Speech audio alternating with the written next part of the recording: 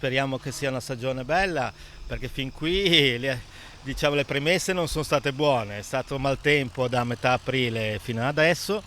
Speriamo che cambi, speriamo che arrivi il caldo da poter lavorare. Ecco. Il litorale del Tigullio colpito fortemente dalla mareggiata di fine ottobre, si è cercato di ripristinare il possibile, a che punto siamo?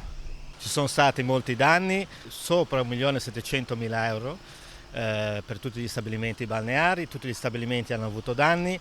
Ci siamo messi subito di buona lena a riparare i danni della mareggiata, siamo pronti, siamo quasi tutti pronti, tranne forse 1 o 2 realtà, però siamo pronti per iniziare la stagione. Questo è un settore importante anche dell'economia del territorio del Tigullio, ci sono aziende che lavorano e si dà lavoro a tante persone. Sì, ci sono nella nostra zona, nel Tigullio, oltre 100 stabilimenti balneari e si fondano principalmente su una gestione familiare.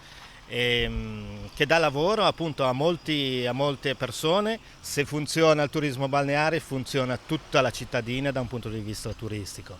E diciamo che noi ci stiamo attrezzando per dare il maggior numero di servizi e il maggior numero di comodità ai turisti che arriveranno. Qui siamo a Lavagna, anche questo litorale è stato colpito dalla mareggiata e si attende con ansia l'insediamento del sindaco per essere operativi al 100%.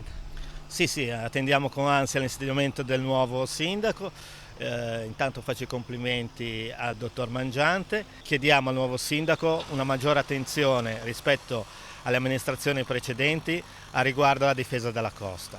Le spiagge si stanno sempre di più erodendo, quindi siamo stati gravemente provati da questo evento, quindi vanno ripristinati i pennelli e le spiagge.